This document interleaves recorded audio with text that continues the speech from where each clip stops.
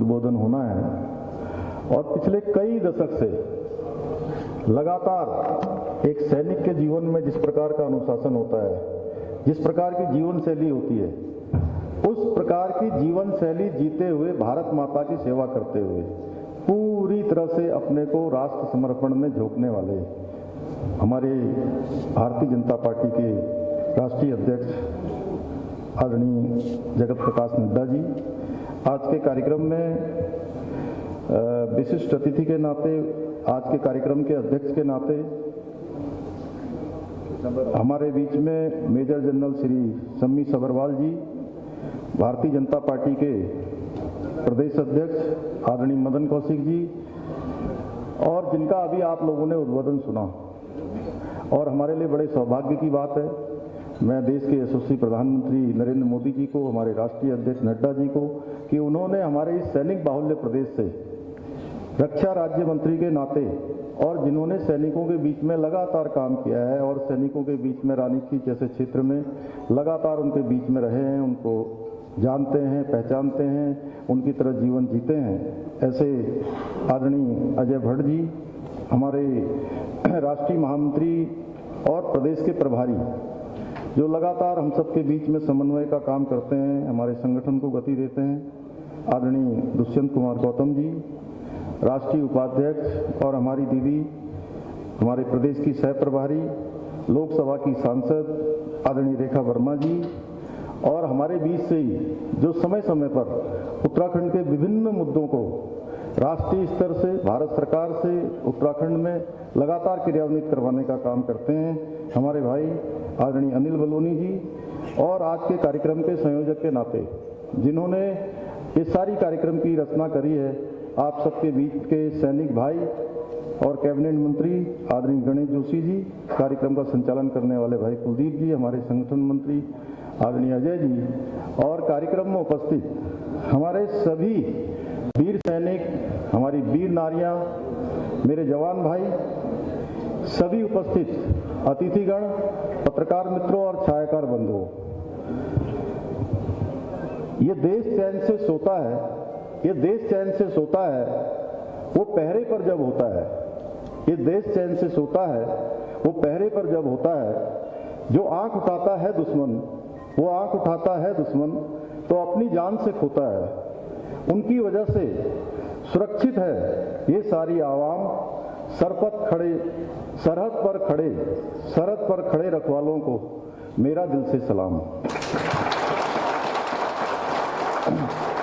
भाइयों और बहनों,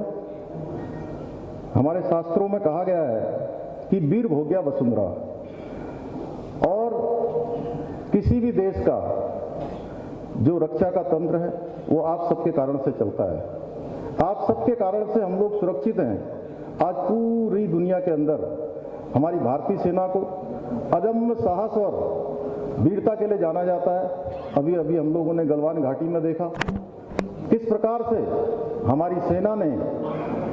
दुश्मन के दांत खट्टे करने का काम किया, और मैं बड़ा भावुक हो जाता हूं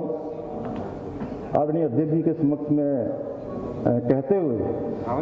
मुझे लग रहा है क्योंकि मेरा बचपन सेना के साथ बीता है, मैं जब भी सेना के किसी कार्यक्रम में आता हूं तो मुझे अपना बचपन याद आता है,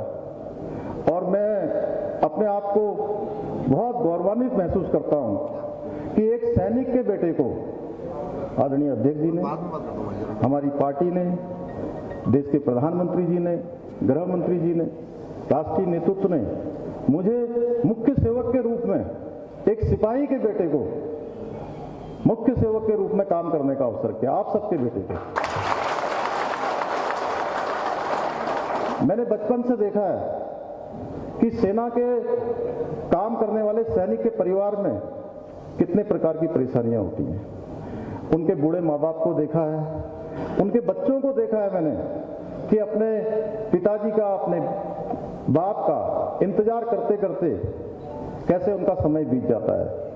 उस बूढ़ी माँ को भी मैंने देखा है जो अपने बेटे के इंतजार में पूरी जिंदगी गुजार देती है। और मैंने एक चीज और देखी है जो मैंने, क्योंकि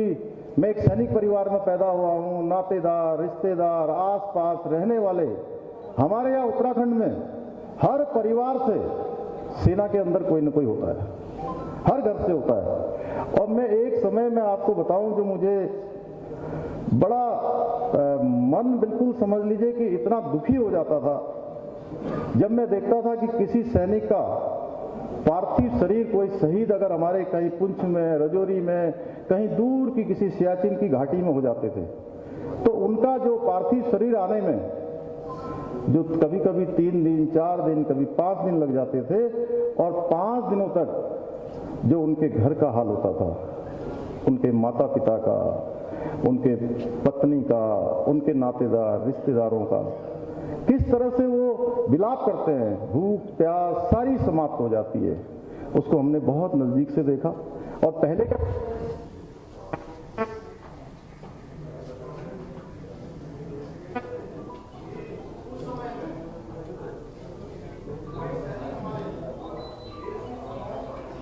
शहीद होते थे तो उनके पार्थिव शरीर को भी उनके घर तक ले जाने की व्यवस्था नहीं थी। कारगिल का युद्ध हुआ जिसको देश की सेना ने युद्ध के मैदान में भी जीता, और जो मेज है टेबल पर भी उसको जीता। श्रद्धेय अटल बिहारी वाजपेयी जी के समय में पार्थिव शरीर को घरों तक पहुंचाने का काम हुआ। आज मैं चूंकि माननीय अध्यक्ष जी को बोलना है, उन्हीं को सुनने के लिए हम सब लोग आए हैं।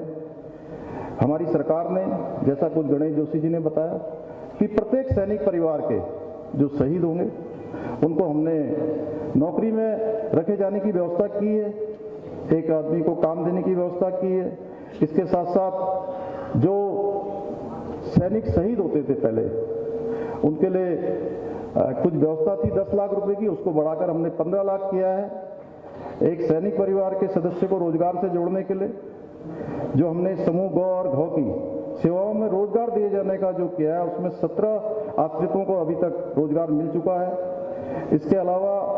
उत्तराखंड ही एक ऐसा देश है जहां पर वीरता पुरस्कारों से अलंकृत सैनिकों को वीरता पुरस्कार अनुसार एकमुश्त वार्षिक राशि जीवन देने का भी हमने प्रावधान किया है। द्वितीय विश्व युद्ध में जो सैनिक एवं विधवाओं को पहले 4,000 रुपए का अनुदान था, उसको 8,000 किया, और अब 8,000 को बढ़ाकर हमने 10,000 कर दिया है। इसके अलावा कंप्यूटर प्रशिक्षण के लिए पूर्व सैनिक एवं सैनिक विधवाओं एवं उनके आश्रितों को स्वावलंबी बनाने हेतु हमने 3 माह, 6 माह तथा 1 वर्षीय कंप्यूटर प्रशिक्षण का संचालन समस्त जिलों में किया जा रहा है। अभी तक 1212 आश्रितों को इसकी ट्रेनिंग दी जा चुकी है। भर्ती पूर्व प्रशिक्षण देने के लिए, ट्रेनिंग देने के लिए उत्तराखंड के दूर दराज जिलों में निवास कर रहे सेवारत सैनिक, पूर्व सैनिक एवं विधवाओं के आश्रितों को सेना एवं अर्धसैनिक बलों में पुलिस भर्ती हेतु प्रशिक्षण की सुविधा का प्रबंध कुमाऊं मंडल में, रुद्रपुर में तथा गढ़वाल मंडल में, देहरादून में किया गया है। इसमें अभी तक 660 आश्रितों को ट्रेनिंग दी जा चुकी है। अभी पहले ये संघ CDS और NDA, इसमें सहायता राशि का प्रावधान पहले होता था, लेकिन वो तब होता था जब कोई CDA NDS में सेलेक्ट हो जाता था। तो मैंने एक दिन बात करते करते देखा कि चूंकि जो बच्चे हमारे सेलेक्ट हो जाएंगे उसके बाद तो सारी जिम्मेदारी सेना की हो जाएगी। मैंने कहा उनको तैयारी करने के लिए पैसा मिलना चाहिए। हम लोगों ने तय किया, हमारे पूरे मंत्रिमंडल ने तय किया कि हम अब उनकी तैयारी के लिए जो प्री एग्जाम में निकल जाएंगे उनको 50,000 रुपए की सहायता राशि उपलब्ध करवाएंगे। मैं माननीय प्रधानमंत्री जी का धन्यवाद करना चाहता हूं कि उन्होंने उत्तराखंड को सैनिक धाम के रूप में जो उन्होंने इसकी घोषणा की है, जल्दी हम उस सैनिक धाम का काम करने वाला है। जैसा गणेश जोशी जी ने बताया, मैं आज के अवसर पर पुनः अपने सभी सैनिकों को, पूर्व सैनिकों को, उनकी हमारी वीरांगनाएं, हमारी माताएं, बहनें जो इस कार्यक्रम में आई हैं, मैं सबका धन्यवाद करता हूं। और आप सबकी तरफ से, क्योंकि मैं आपका बेटा हूं, आपका भाई हूं, माननीय राष्ट्रीय अध्यक्ष जी जो एक स्वयं एक सैनिक की तरह जिनका जीवन है वो हमारे बीच में आए हैं, आप सबकी तरफ से उनका अभिनंदन करते हुए, स्वागत करते हुए अपनी वाणी को विराम देता हूं। बहुत बहुत धन्यवाद। जय हिंद, जय भारत, जय